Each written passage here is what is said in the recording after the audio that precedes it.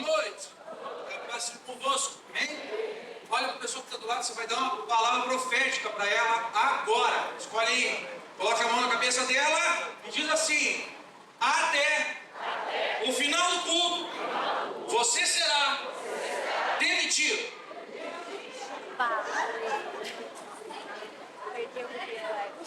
Vira pro outro lado e não deixa o outro sem bens também. Do outro lado, vai.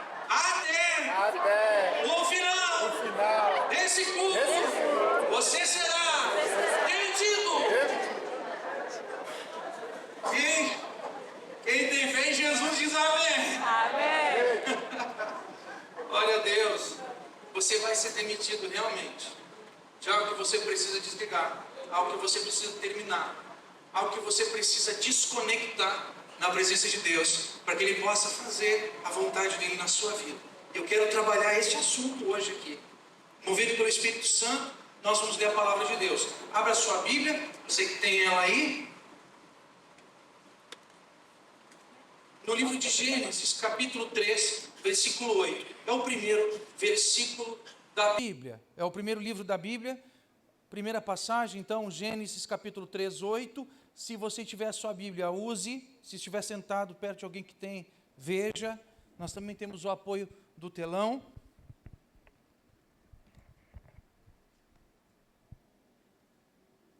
Diz assim a palavra de Deus em Gênesis capítulo 3, versículo 8. Eles ouviram os passos de Deus que passeava no jardim, à brisa do dia, e o homem e a sua mulher se esconderam da presença de Deus entre as árvores do jardim. Eles ouviram, eu vou ler de novo, eles ouviram o passo de Deus que passeava no jardim, à brisa do dia, e o homem e sua mulher se esconderam da presença de Deus entre as árvores do jardim. Amém? Feche seus olhos um momento. Pai, em nome de Jesus Cristo, a Tua palavra veio ao nosso coração nesta noite. Nos ensina, trabalha em nosso coração, trabalha, Senhor, na nossa mente. Que o nosso coração e a nossa fé possam estar à Tua disposição. Vem, Senhor, modifica os nossos dias, modifica as nossas palavras, aumenta a nossa esperança em Ti, e que a nossa confiança esteja somente nas Tuas mãos. Te peço e já te agradeço. Em nome do Pai, do Filho e do Espírito Santo de Deus. Amém e amém. Você pode sentar.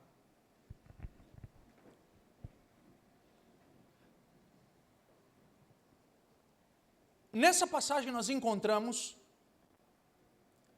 a descrição de algo que foi perdido no Jardim do Éden pelo primeiro homem e pela primeira mulher e que nós estamos buscando todos os dias tentar reconstruir. Você ouviu a mensagem de semana passada, você que estava aqui, ouviu o desejo, o anseio pela eternidade. Você viu as palavras que foram ditas aqui, os louvores que nós cantamos, a fé que nós colocamos à disposição de Deus, os caminhos que nós buscamos, sempre em direção a Deus. E a nossa tarefa diária, o nosso fardo diário é tentar reconstruir, é tentar resgatar algo que o primeiro homem e a primeira mulher perderam lá no início, lá no Jardim do Éden, na primeira oportunidade que tiveram. Essa passagem, esse versículo fala de algo completamente espetacular, algo lindo, algo maravilhoso. A palavra de Deus diz que Adão e Eva ouviram os passos de Deus passeando pelo jardim. E a partir disso, se entende que essa era uma atividade diária de Deus. Que Deus todos os dias, na viração do dia, a brisa da tarde, no momento mais agradável, no momento mais confortável do dia, Deus descia do céu e caminhava ao lado do homem pelo jardim que ele havia criado para os seus filhos. Deus saía do seu trono e por alguns momentos ele conversava com o homem. Por alguns momentos ele tocava o coração do homem. Por alguns momentos Deus caminhando ao lado de Adão, ao lado de Eva, ele mostrava as belezas que ele havia criado. Ele falava dos planos que ele tinha para o homem. ele falava a respeito dos seus sonhos, ele mantinha uma relação de intimidade, uma relação de amizade. Poucas coisas são mais bacanas do que termos amigos. Poucas coisas são mais especiais do que você ter um amigo de verdade. Alguém que te convida para jantar. Alguém que te convida para beber. Alguém que bate na tua porta e diz: tu tem carvão porque eu trouxe a carne? Amigo que está contigo na hora da batalha, te ajuda a fazer mudança de graça. Amigo que empresta o carro para você ir para a praia. Amigo que empresta a lâmpada quando a tua queimou. Amigo que tem todas as ferramentas que você não tem, e ele te empresta todas. Amigo que te visita quando você está doente. Amigo que te leva a sopa no hospital. Amigo que te manda mensagem todo dia, se preocupando com o seu bem-estar, se preocupando como você está passando o seu dia, a sua noite, se preocupa com os seus filhos, se preocupa com a sua casa, se preocupa com os seus problemas. Um amigo que é de verdade, amigo parceiro, amigo irmão, amigo que estende a sua mão, amigo que caminha com você. Você tem amigos assim? Você consegue encher a mão com amigos assim? Mas não precisa muito, só precisa poucos, mas que sejam de verdade. Não precisa uma mão cheia, não precisa duas mãos cheias, mas ter amigos de verdade, amigo sempre disponível. Amigo, se você ligar às 2 da manhã, às 3 da manhã, às 4 da manhã, ele sai correndo para te ajudar, ele sai correndo para te dar suporte, ele sai correndo para te dar vida, ele sai às 4 da manhã de onde ele estiver, ele volta de onde ele estiver, porque você está sofrendo. Esse seu amigo, amigo irmão, coração que se ligou ao seu. Era isso que Deus tinha com Adão. Era isso que Deus tinha com Eva lá no jardim. Era amizade, era intimidade. O teu amigo, o nosso amigo, aquele que é ligado ao nosso coração, ele faz com que você se sinta bem sem você merecer, simplesmente porque você é amigo. Ele não cobra nada de volta. Ele não fica com expectativa de que você devolva o tempo que ele gastou, que você devolva as ferramentas que ele te emprestou. Ele não faz nada cobrando, ele não faz nada esperando algo em troca. O amigo verdadeiro só está preocupado com o seu coração e como está a paz do seu espírito. Essa era a amizade que Deus havia construído com Adão. Quanto tempo leva para a gente fazer um amigo de verdade? Quanto tempo leva? Não conhecido, mas um amigo, irmão, pau-ferro, como a gente fala. Quanto tempo leva? Quantos dias leva? Não dá, amigo de verdade não se fala em dias, tem que se falar em anos, em décadas. Crescemos juntos, a gente sofreu junto, a gente batalhou junto. A gente engordou junto, a gente emagreceu junto. A gente fez tanta coisa, nós passamos por tantas situações, tantas verdades. O amigo que segurou a tua mão quando tu estava chorando por causa de uma besteira que você fez, um erro que você cometeu. Aquele amigo que puxa tua orelha, ele diz: olha, você fez errado, mas eu não saio do teu lado. Eu seguro a tua mão e nós vamos enfrentar esse negócio. Aquele amigo que não corre na hora da briga, mas chega dando uma voadeira para te defender. Amigo lá na escola, quando alguém te ameaçava, vou te pegar no final, ele ficava contigo até o fim. Um amigo que é capaz de dar a própria vida para você, que é capaz de doar um rim, doar um pulmão, doar até os dois. Essa era a amizade que Deus havia construído com Adão. E essa era a intenção, esse era o projeto de amizade que ele tinha comigo e com você. Ele fez isso com Adão, mas ele olhava para mim e para ti. E essa era a intenção que ele tinha, ter uma amizade íntima comigo e contigo também. Mas aconteceu entre Adão e Deus algo que às vezes acontece com a gente.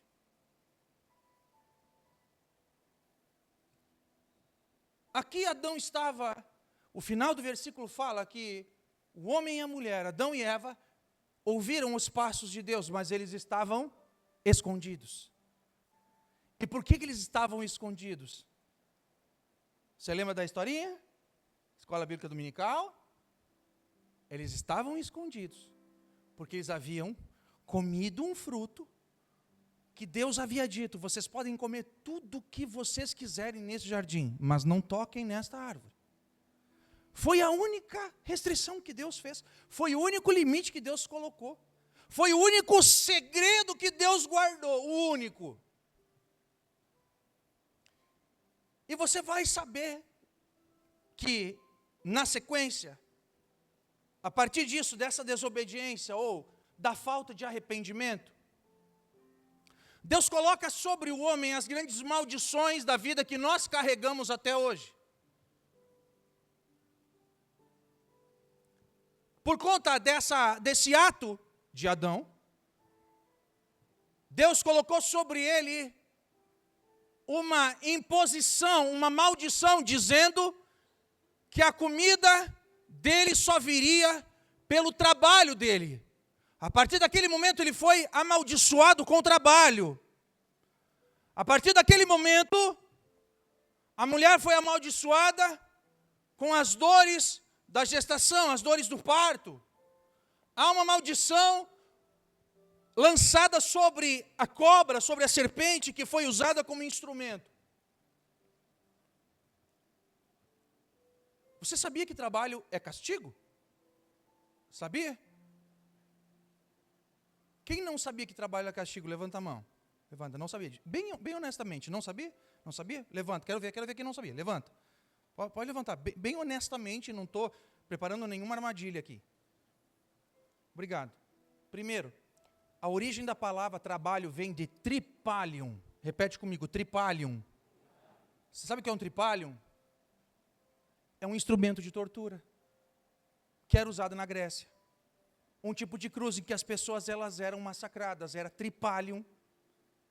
De tripalium vem trabalho. Então, quando você está se sentindo escravizado, você está se sentindo cansado, você está sentindo que trabalhar é difícil, é porque é difícil mesmo. Trabalho nasceu de castigo. Mas antes dos gregos inventarem o tripalium, antes dos romanos usarem o tripalium, o trabalho veio como uma maldição que Deus lança sobre Adão, desde lá de cima. Então hoje, quando você está suando, você está trabalhando no calor, suado, compadre, quando está trabalhando no calor, é culpa de Adão. Você tem que carregar peso, é culpa de Adão. Tem que viajar para longe, ficar longe da família, é culpa de Adão. Quando trabalha um monte, precisa fazer hora extra, culpa de Adão. Quando você está sendo cobrado para cumprir as suas metas de entrega, culpa de Adão. Aí a gente vai olhando esse texto e vai olhando um pouquinho. Eu, ao menos, olhando esse texto, olhando o que Adão tinha feito e o castigo que ele recebeu, que se estende para mim hoje, que eu tenho que trabalhar amanhã, eu fico olhando assim, me perguntei várias vezes, será que esse castigo que Deus deu de obrigar o homem a trabalhar o resto da vida para poder comer? Será que ele não foi meio desproporcional? Ele ter dado um castigo tão grande para o homem de trabalhar, para a mulher de passar dores, só porque Adão comeu uma fruta? Porque Eva comeu uma frutinha? Será que Deus não tinha outras frutas lá, no jardim do Éden? Será que Deus sentia tanta falta de fruta assim, que amaldiçoou o homem pelo resto da vida? Será que a fruta era tão especial desse jeito, para trazer uma agressão tão grande? O castigo que Deus lançou sobre Adão não é pela fruta, não é por ter comido uma fruta. O castigo que Deus lançou sobre Adão também não é por causa especificamente da desobediência que ele cometeu, de não escutar a Deus. Mas o castigo tão grande, tão perverso que veio sobre Adão e Eva e nos alcança hoje, aconteceram pelo fato de que Adão, ele desonrou, ele não deu valor, ele não lembrou da amizade que ele tinha com Deus. Deus gastava os dias todos conversando com Adão para ter uma amizade, para ter intimidade. Deus veio dia após dia, trabalhando sobre Adão, abençoando a vida de Adão, mostrando para ele os poderes, os milagres, as bênçãos de Deus para o homem. Ele passava dia após dia falando com Adão. Bastou a cobra contar uma historinha só para Eva, a Eva comeu. Não precisou 30 segundos, a Eva comeu. Não bastou 30 segundos de conversa entre Eva e Adão comeu. Adão pegou a amizade, a intimidade com Deus. Ele pegou o relacionamento e a intimidade que ele tinha com Deus e jogou no lixo. A partir de uma conversa que veio de alguém que ele nem conhecia. Satanás conseguiu entrar no coração do homem e colocar dúvida a respeito da intimidade que ele tinha com Deus. O diabo conseguiu pôr dúvida, fazer com que ele duvidasse da amizade, da honestidade, do caminho que Deus havia traçado e havia disponibilizado para Adão.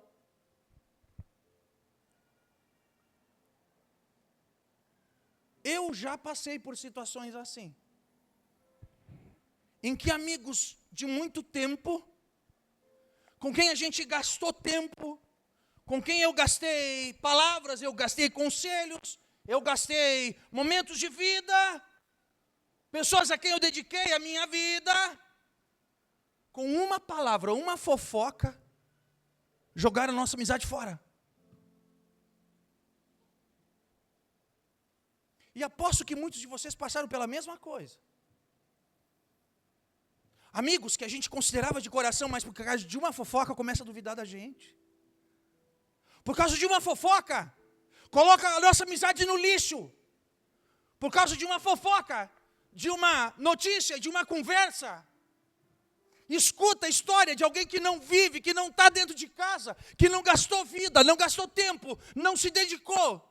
Assim como nós fizemos, assim como eu tentei construir essa amizade. Por causa de uma fofoca, passou a desconfiar, passou a desacreditar. Inclusive começou a falar mal de mim, começou a reclamar de mim. Quantas pessoas que eram suas amigas, hoje viraram os seus maiores inimigos? Quantos amigos já passaram por você, pessoas que você ajudou, pessoas que você alimentou, pessoas que você vestiu, pessoas que você sustentou, pessoas que você estendeu a mão, pessoas que, apesar de todo o amor que você depositou honestamente, com o coração limpo, simplesmente cuspiram no sentimento que você havia colocado, cuspiram em toda a bondade que você fez, cuspiram no prato que você estendeu. Quanta ingratidão você já passou? Você já passou ingratidão? Já sofreu? Você conhece pessoas que são ingratas? Pois é. Não foi pela desobediência, simplesmente, não foi por comer uma fruta, foi por ter aberto mão e ter desconsiderado a amizade que Deus havia construído com Adão.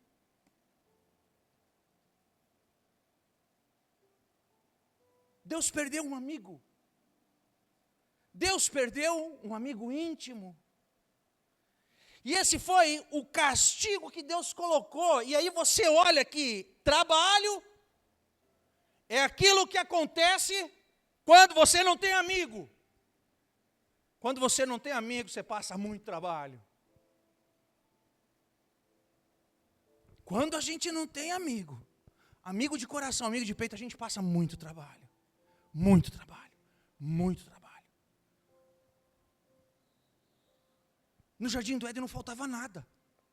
Dentro da amizade com Deus não faltava nada.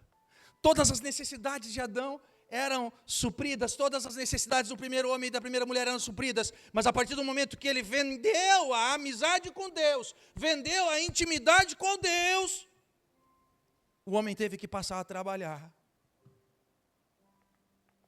Você entendeu por que você tem que trabalhar hoje? Entendeu? O apóstolo Paulo fala, quem não trabalha não come. Quem não trabalha não deve comer.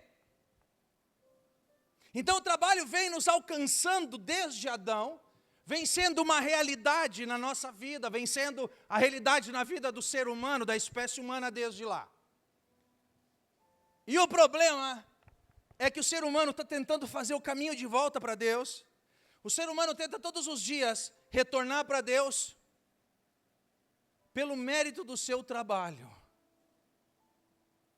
As pessoas tentam voltar para Deus e fazer com que Deus as aceite, fazendo com que Deus receba de volta, com que Deus tenha um relacionamento de verdade, mas não por amizade, por trabalho, por conquista, por resultado.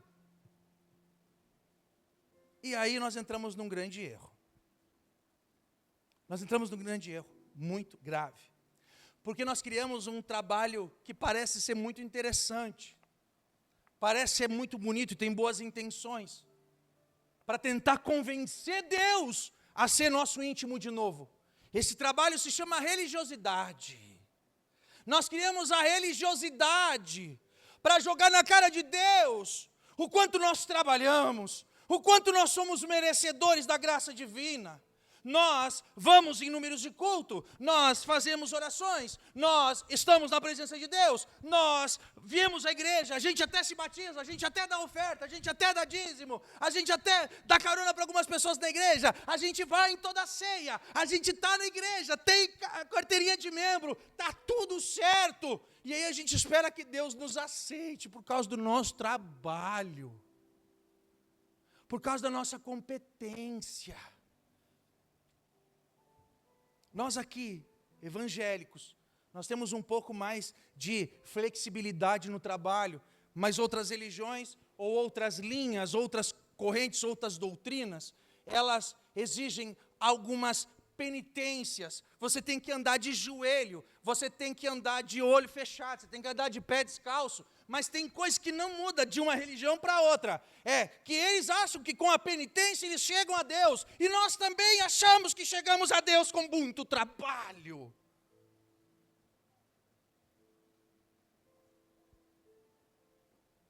A relação com Deus nunca foi por trabalho.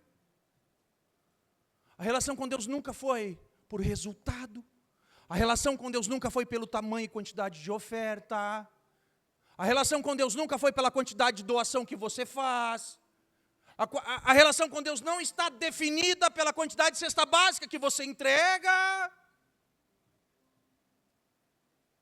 Nós somos criados em cima do mérito. Quanto mais eu fizer, mais eu entregar, melhor eu vou me sair. Com Deus não é assim que funciona. Nós entregamos e pedimos a Deus e buscamos a Deus e a gente trabalha, nós somos bons trabalhadores, nós temos braços muito fortes, somos treinados assim. Gaúcho é muito bem treinado também. Você acorda cedo, vai tarde, né? Trabalha. E quando Deus faz a mesma coisa, eu vou em todos os cultos, eu vou fazer novena, eu vou fazer trivena, eu vou fazer septena e quarentena, eu vou fazer todas as tenas que tiver.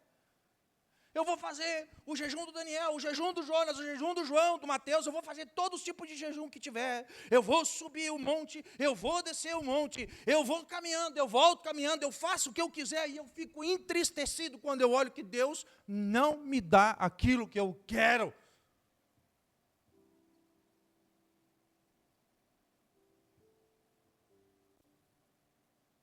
Nós olhamos para Deus e às vezes nos relacionamos com Deus do mesmo jeito que a gente se relaciona com um patrão. Quem tem patrão, diz amém. Muito bem. Patrão.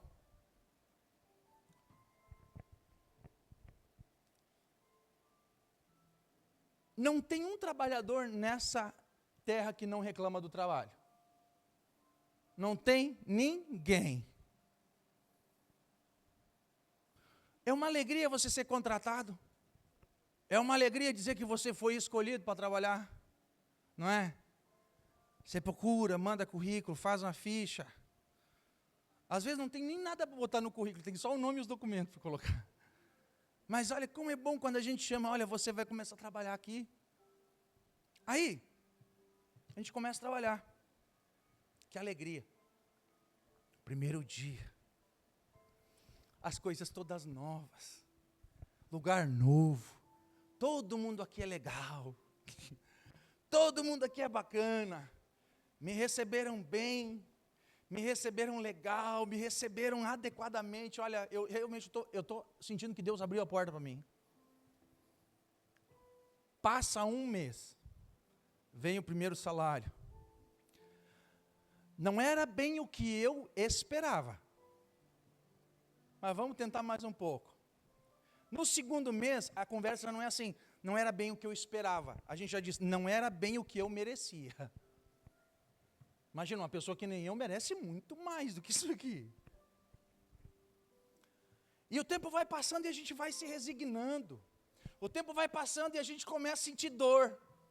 Só eu que trabalho, só eu que tenho que vir sábado, só eu que tenho que fazer hora extra, só eu que tenho que vir no domingo de noite, só eu que tenho que fazer. As coisas mais difíceis eles dão tudo para mim.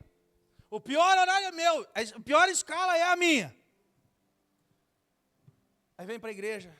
E diz, Deus, olha lá o meu padrão, olha lá. Deus, tu vê o quanto eu trabalho, o quanto eu me esforço.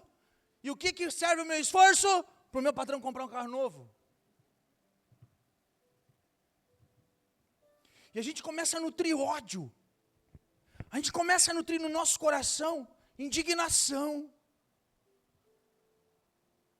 Porque trabalhar dói. Trabalhar dói. Trabalhar é triste. Eu já falei para você, quando você chegar amanhã e entrar no seu trabalho, você vai ver a minha silhueta e o meu rosto dizendo, isto aqui é um castigo. O trabalho não foi feito para ser divertido, ele foi para te castigar mesmo. Trabalha. Você vai ver, eu falando no seu ouvido amanhã, o pastor disse, trabalho é castigo. E a gente bate, e a gente sofre, e a gente tenta, não posso nem tirar um atestado, não posso nem tirar 60 dias de férias, não posso ganhar um salário maior, dobrado. Sim, trabalho é castigo.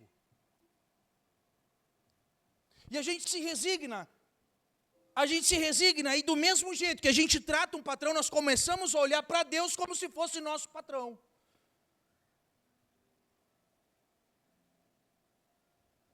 Aí o pastor pergunta, você gosta de trabalhar para Jesus? Amém. Amém. Quem gosta de trabalhar para Jesus? Amém. Jesus é um bom patrão, né? Amém. Término do culto. Começou a chover. O irmão pediu uma carona. Só eu. TV da igreja. Só eu que tenho que ficar lá assando carne. Irmãos, nós temos que fazer uma campanha aqui, tem gente passando necessidade, nós temos que recolher alimento. Está lá o pastor pedindo de novo.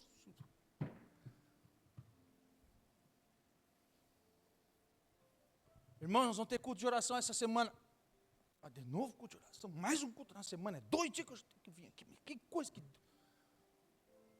Nós começamos a falar com Deus do mesmo jeito, com a mesma alegria e motivação que a gente fala do nosso trabalho.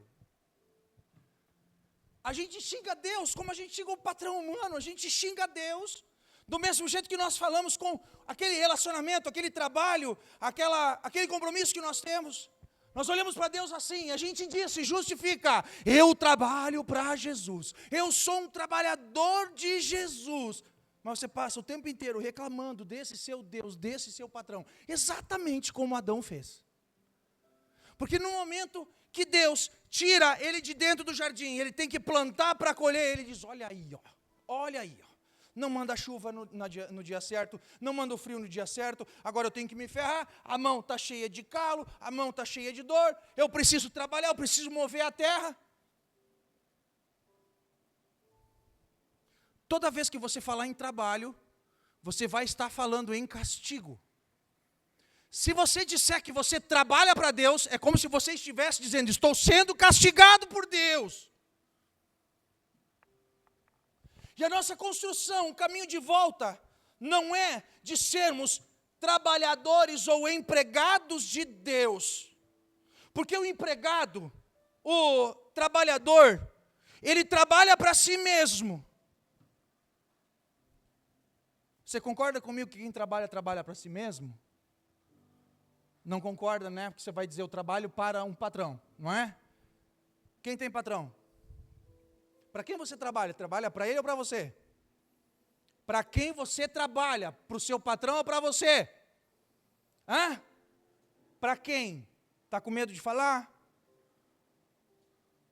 Lindelonder, para quem tu trabalha? Para ti?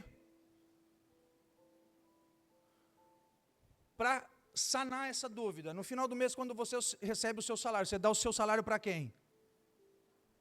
Então você trabalha para você. Para a esposa, tá certo. Sábio homem de Deus. Eu trabalho para mim. Quando eu sou trabalhador, eu trabalho para mim, para satisfazer os meus desejos, porque eu tenho que comprar as minhas blusinhas. Eu tenho que comprar o meu sapato, a minha sacola, as minhas roupas, pagar as minhas contas. Trabalho para mim. Eu trabalho para mim, eu estou preocupado comigo. Tu acha que eu estou preocupado se o patrão está passando necessidade? Eu não estou nem aí, que se exploda ele. Estou trabalhando, eu quero o meu salário na minha conta até o dia 5. Se ele deu dor de barriga, se ele ficou com febre, se a mulher passou o corno nele, se ele não conseguiu fazer negócio, tem que fazer empréstimo, eu não quero saber. Ele tem que me pagar, porque ele é meu patrão, eu trabalhei, eu tenho que receber. Agora,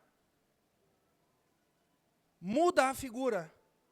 Quando nós olhamos para Deus, não como o nosso patrão, e não como nós sendo empregados de Deus.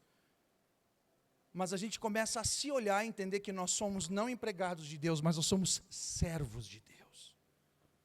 Quando a gente entende que a relação com Deus não é de trabalho, mas é de serviço, o nosso coração muda, a mente muda e as orações começam a ser respondidas. Porque o servo de Deus, ele ouve a voz de Jesus, ele ouve a palavra de Deus e ele cumpre e faz a vontade de Deus. Jesus mesmo diz, vocês já não são mais meus escravos, vocês são meus amigos, porque vocês fazem aquilo que eu digo. Só que isso também não é tão fácil assim.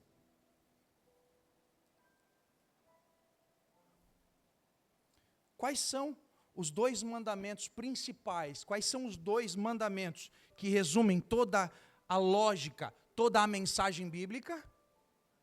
Primeiro, ama a Deus acima de todas as coisas, de todo o teu entendimento, de todo o teu saber, não é? Qual é o segundo? E agora não vai rolar. O primeiro mandamento é ama a Deus acima de todas as coisas, e o segundo é ama teu próximo como a ti mesmo. E aí nós voltamos na história bíblica e nós fazemos a mesma pergunta que foi feita lá atrás. Mas quem é meu próximo? Pastor, quem é que eu tenho que amar como Jesus amou? É todo mundo mesmo? É todo mundo mesmo ou só quem tem menos de 1,70?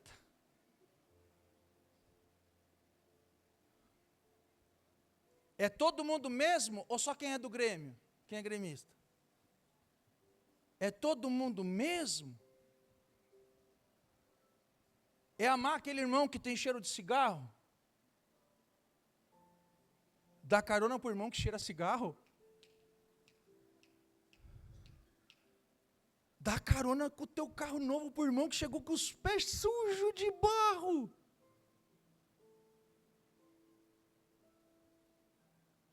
Convidar para a tua casa, convidar alguém para comer na tua casa que nunca vai conseguir retribuir o favor. O mendigo que pede comida no sinal, o mendigo que pede alento, a pessoa que pede uma esmola. Amar todos, sim, amar o próximo como a si mesmo. Amar ao próximo como a si mesmo. Essa palavra é forte demais, porque ela te obriga a pensar como outras pessoas pensam. Ela te obriga a sentir a dor que o outro sente. Você, como servo de Deus, para amar o próximo como a si mesmo, você não pode pensar na lógica do trabalho, em que eu trabalho e recebo algo de volta. Como servo de Deus, você vai amar e nem sempre você vai receber de volta de alguém. Você vai amar, você vai fazer a vontade de Deus, você vai escutar a palavra dele, mas nem sempre você será recompensado pelas pessoas que você ajudou. Muitas das vezes as pessoas, inclusive, vão virar as costas para você. Mas a palavra não está falando de resultados. A palavra não está falando do quanto você conquista e consegue, ela está dizendo para você ser servo. O que é servo? Servo é amigo, servo é íntimo, servo é aquele que trabalha ao lado de Deus, caminha ao lado de Deus, faz a vontade de Deus, atende aquilo que Ele quer, aquilo que Ele deseja, aquilo que Ele busca. E a palavra de Deus é muito clara. Quando eu sou servo de Deus, eu tenho que amar o próximo, eu tenho que me colocar no lugar dele. Só existe um jeito de você conseguir amar o próximo. Só existe um jeito de você conseguir amar como Jesus amou. É quando você sente a dor que o outro sente. É quando você sente a dor que o outro sente. Você tem que se colocar no lugar de outra pessoa. Era esse o convite que Deus falava. Aquele que trabalha, aquele que é egoísta, ele trabalha para si mesmo, ajuda tesouros para si. Mas aquele que ama a palavra de Deus, ele vai, vende tudo o que tem, entrega aos pobres, porque essa é a vontade de Deus. Não vão sair vendendo as coisas de vocês agora. O que ele está dizendo é a preocupação com a vida do outro. É a preocupação com o sentimento do outro. Eu quero fazer um pequeno exercício para mostrar para você como a gente faz para se colocar no lugar do outro. Pode ser? Casais casados, levanta a mão.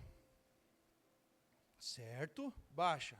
Esposas, olhem para os seus esposos agora. Eu vou fazer uma pergunta a respeito do seu casamento. Esposas, olhem para os seus esposos. Esposos, olhem para as suas esposas. Mulheres casadas, esposas. O marido de vocês é feliz no casamento?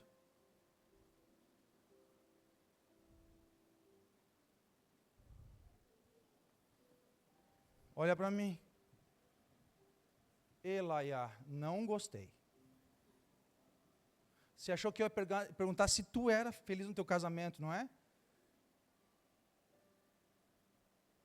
Você, esposa, consegue me dizer se o teu marido é feliz no casamento? Você entendeu a diferença entre o empregado e o servo? O empregado está preocupado com a própria felicidade. Se eu estou feliz no casamento, agora o servo se preocupa para saber se o outro está feliz. Olha de novo, casal, olha para si de novo, agora eu vou falar com os homens. Com os homens. Homens, se vocês fossem a sua esposa, por um momento, Deus te transformasse em sua esposa, tu ia ser feliz com um marido como tu é? Homens, se vocês fossem mulheres, vocês seriam felizes com um marido igual você é?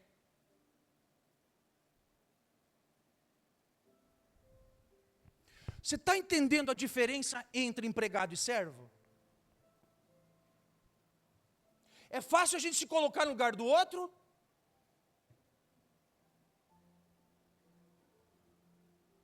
Quando você vê alguém pedindo comida na sinaleira,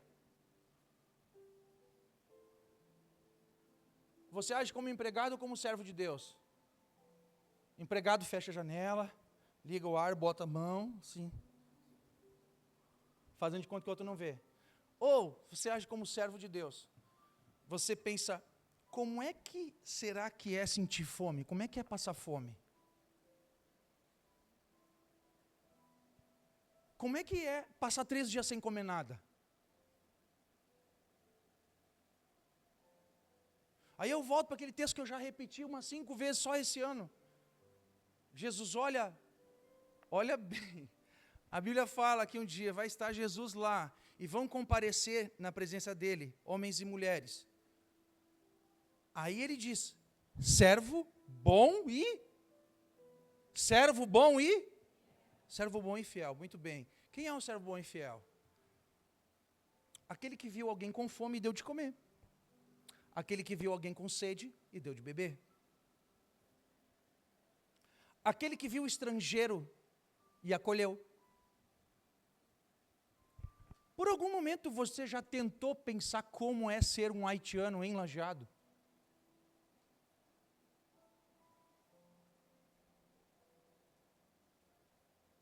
A Bíblia é viva. Os exemplos que a Bíblia traz são tão reais. Você já tentou imaginar como é ser haitiano em Lajeado? Porque poderia ser haitiano em qualquer outro lugar, mas se tem um lugar que tem assim, ó, zero preconceito, é Lajeado, né? Alemão e gringo tudo junto. E aparece os haitianos aqui. Eu estou falando sério, você já fez um exercício para tentar entender como é ser um haitiano em Lajeado? Se você não fez esse exercício, te convido a fazer hoje. Porque até hoje, se você não fez, você agiu como um empregado de Cristo. Ai, pastor, não fala assim, pô. A mensagem é para mim também. É difícil tirar uma roupa boa lá do guarda-roupa para doar para alguém. Roupa boa. Não é quando a gente faz a campanha na igreja, fazer a campanha de doação de agasalhos, ou aleluia, oportunidade de eu renovar meu guarda-roupa. Todas as tranqueiras, cueca furada, meia encardida, as calças raladas, tudo que tiver lá eu vou juntar e vou levar para a igreja, em nome de Jesus.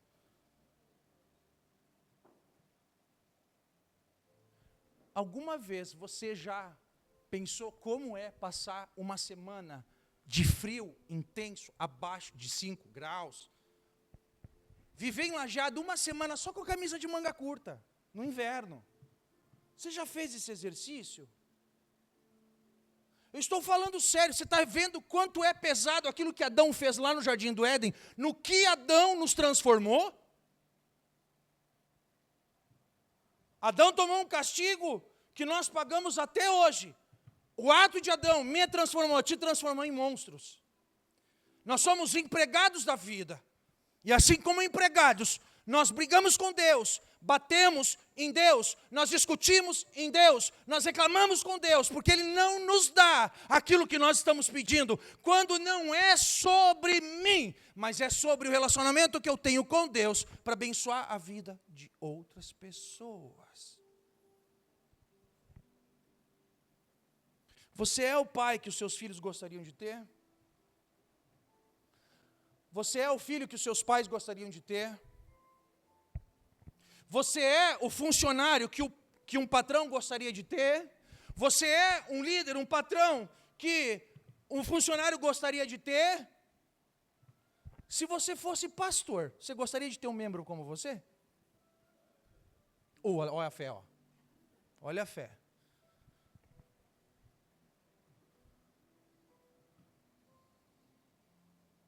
Se você fosse membro, você gostaria de ter um pastor como você?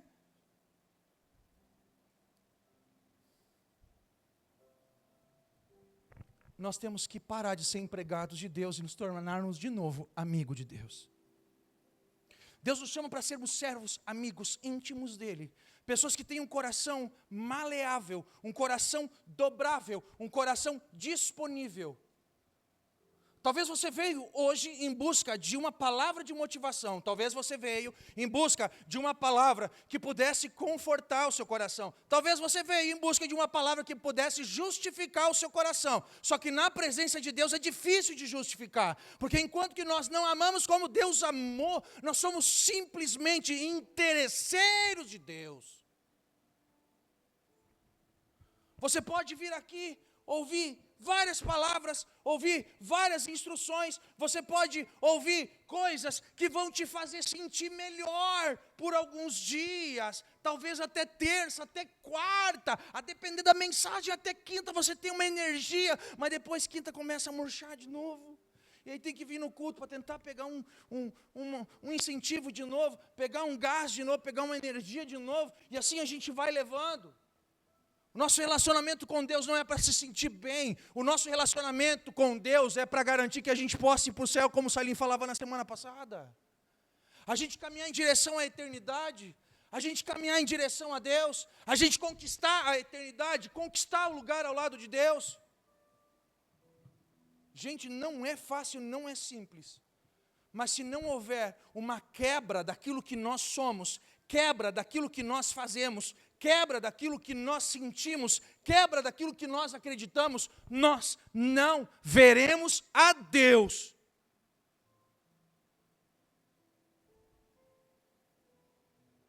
Pastor, se assim não leva para o céu, não leva. Não te coloca no inferno, mas não te leva para o céu, que é a mesma coisa.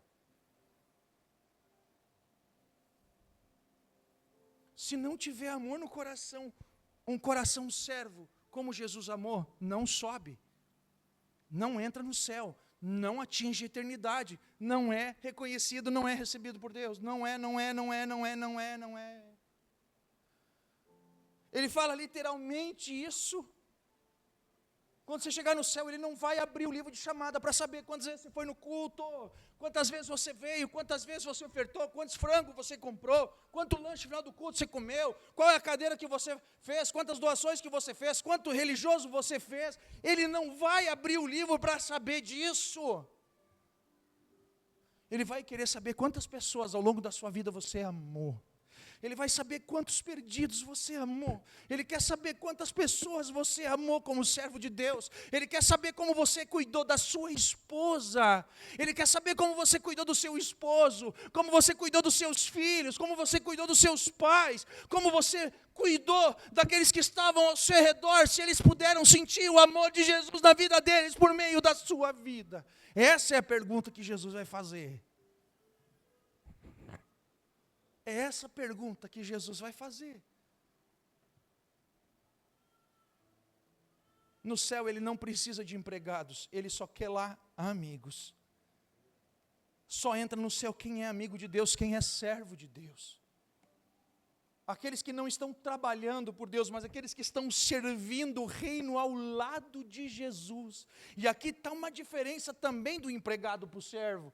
Porque empregado normalmente trabalha sozinho, o patrão fica só olhando, mas o nosso Deus, o nosso Senhor, Ele caminha junto, Ele caminha ao lado, Ele instrui o caminho, Ele fortalece os ossos, Ele cura as feridas, Ele abraça, Ele seca as lágrimas, Ele cuida do nosso coração, Ele cuida da nossa vida, Ele vai trabalhando junto, Ele vai caminhando junto. Essa jornada que nós estamos fazendo em direção ao céu, nós não estamos caminhando sozinho, Ele está segurando na nossa mão e dizendo, vamos mais um passo, está bem pertinho, vamos mais um passo, está mais pertinho, vamos mais um passo, está pertinho, vamos mais um passo, chegou. Tem um negócio que eu gosto demais, tem uma linguagem bíblica que eu gosto demais, que faz a gente entender um pouco diferente. Deixa eu só encontrar onde é que está escrito aqui. João 14,16. Abre aí, quem tem a Bíblia pode abrir rapidinho. João 14,16. Para terminar terminado agora. Para nós assinar a rescisão de vocês todos aí. Todo mundo demitido hoje.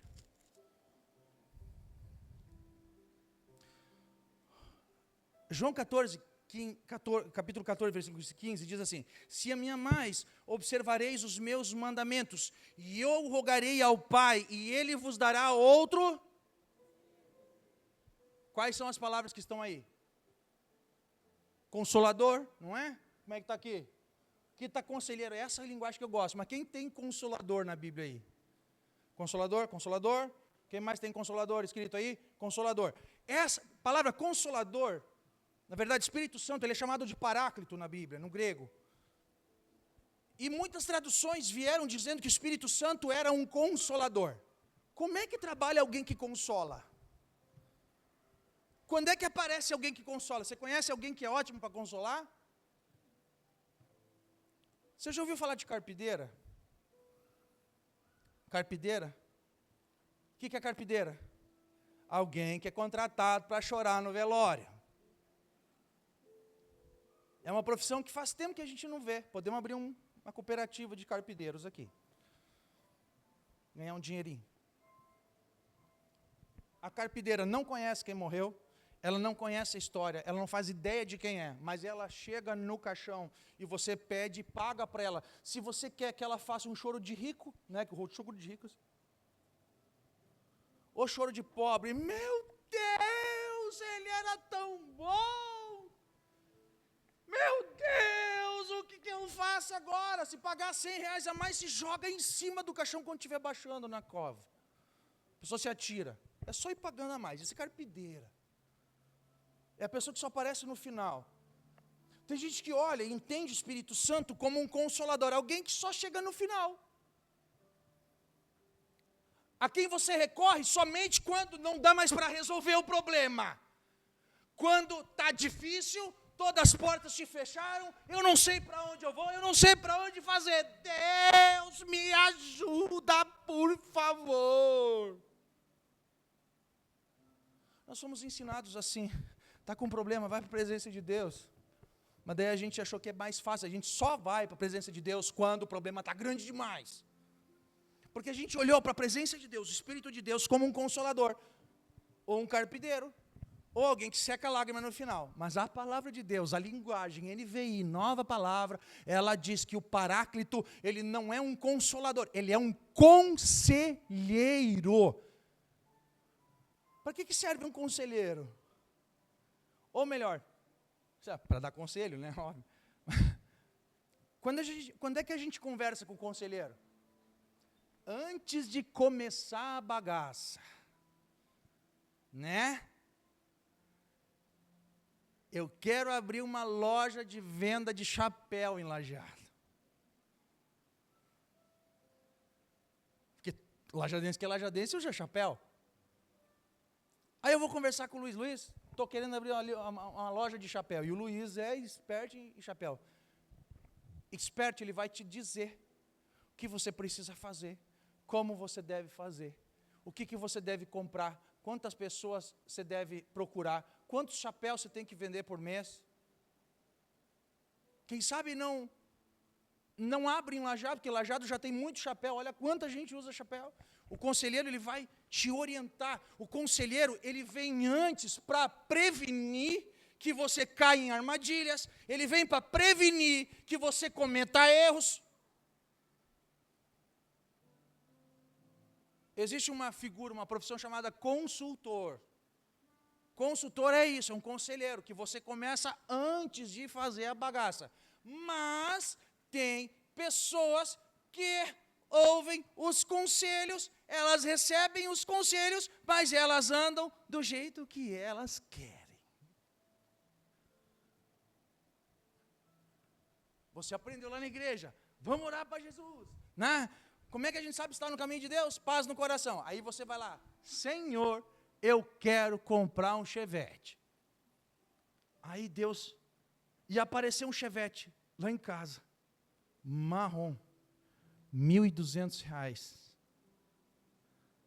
Que milagre, olha o milagre de Deus batendo na minha porta. Aí o Espírito Santo fala contigo, corre dessa desgraça, não vai. Só falta Deus botar um infartinho, um mini infarto para você não fazer. Ela disse, deve ser a minha cabeça que não me deixa ganhar a bênção.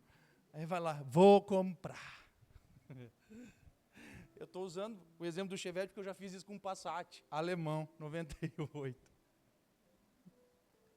Deus diz, não compra. Não compra. Mas Deus, é um Passat alemão. Não compra.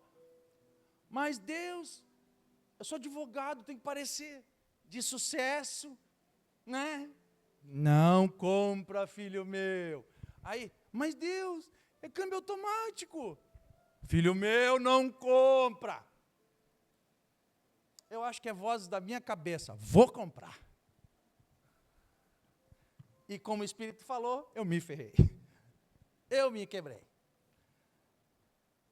Tanto que o mecânico, quando olhou para mim, ele disse, entre este carro e uma casa pegando fogo, compra a casa pegando fogo, que dá para aproveitar o terreno. Bem assim. Literalmente ele falou isso para mim. E aí o que a gente tem que fazer? Quando a gente vai buscar o conselho do Espírito Santo e não ouve o conselho do Espírito Santo, a gente tem que engolir a vergonha. Tem que virar a cara de pau, aguentar o prejuízo, olhar para Deus, dizer, me desculpa, eu errei. E Deus não passa a mão por cima, ele diz, tu foi burro mesmo. Tu foi ignorante. E dói, mas a gente aprende. O conselheiro, ele vem do nosso lado e ele aprende, ele ensina. Por quê? Este conselheiro, ele não fica de longe, ele fica de perto, segurando a tua mão. Mais um passo, esse passo é seguro. Esse passo é seguro. Vai para a esquerda, vai para a direita. O Espírito Santo vai te acompanhando. Esse conselheiro vem desde o início do seu projeto, mas só funciona com aqueles que entenderam que não são mais empregados de Deus, que são servos, que são amigos, que são íntimos de Deus. Se há um objetivo desta igreja, objetivo que nós temos com você, de derramar na sua vida, se há uma função que está sobre os pastores da igreja, é garantir e trabalhar para que você chegue no céu. É trabalhar para que você aprenda de Deus, que você ame a Deus, que você ame como Deus ama, para você poder chegar ao lado de Deus, para que você possa dar os seus passos e fazer caminhadas de fé, você vê milagres na sua vida, mas principalmente para que você seja milagre na vida de outros. Isso acontece de vez em quando, dando uma sacudida, dando uma puxadinha de orelha, dando um chutinho, um incentivo. Vai ser tão legal ver vocês conversar com a esposa e com o esposo hoje de noite em casa. Tem gente que vai chegar meio atravessado. As mulheres possivelmente vão começar a desconfiar dos maridos. Será que ele está feliz no casamento? Como é que ele não vai estar feliz com isso aqui? Com esse anjo que eu sou? O Vitor não vai falar nada. Faz uma semana que está casado, tu não tem nada que dizer. Como é que os meninos podem querer um pastor melhor do que isso aqui? No mínimo eu sou o máximo. E humilde. Então nós vamos nos tornar servos de Deus. Agora eu convido você a ficar de pé, porque eu vou orar para você ser demitido. Você não vai ser mais empregado de Deus. Você vai ser servo, vai ser amigo. Você quer ser amigo de Deus? Quer mesmo? Está preparado para ser amigo de Deus? Jesus vai dar a oportunidade de você mostrar que você é servo.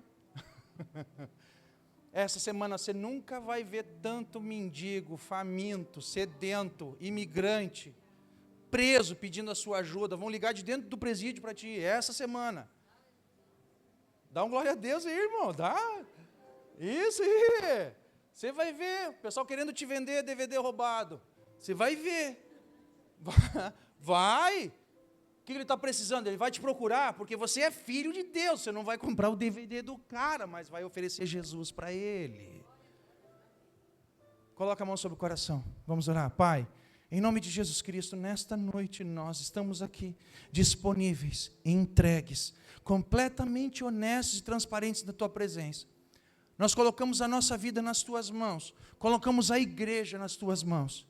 Queremos de fato, Senhor, deixarmos de ser empregados, deixarmos de ser pessoas que se aproveitam, pessoas que olham para as tuas mãos, pessoas que estão resignadas com o trabalho para a tua obra, mas queremos ser realmente amigos de Deus, queremos ser servos queridos. Coloca, Senhor, sobre essa igreja o teu amor, derrama sobre nós o amor por pessoas, coloca sobre nós o amor por gente, Coloca sobre nós a disponibilidade de trazer o perdido, de aceitar aquele que caminha errado, de poder abraçar aquele que precisa de luz. Pai, nos ensina a amar independente do cheiro, independente da cor, independente da procedência, independente dos projetos, independente de onde está. Pai, nos ensina a ser teus filhos de verdade, filhos que agem como pai, filhos que andam como pai, filhos que fazem aquilo que o Pai deseja. Senhor, vem com teu Espírito Santo em nosso coração. Nesta noite transforma todos. Não deixa ninguém descansar enquanto não entender, Pai, a tua palavra. Não queremos estar mecanicamente, não somos robôs na tua presença. Mas coloca de volta corações de carne, corações solidários, corações que amam, corações que são piedosos, corações que amam a tua palavra, amam os teus filhos, corações que amam a tua presença. Senhor, olha para esses homens e mulheres aqui. Que a tua mão poderosa esteja sobre esses casamentos que hoje vieram trazidos até a tua casa. Os relacionamentos entre pais e filhos, os relacionamentos entre vizinhos, relacionamentos, Senhor, entre patrões e empregados. Todas as dificuldades que os teus filhos trazem à tua presença nesta noite. Eu te peço, Senhor Jesus Cristo, derrama a tua graça, derrama o teu amor.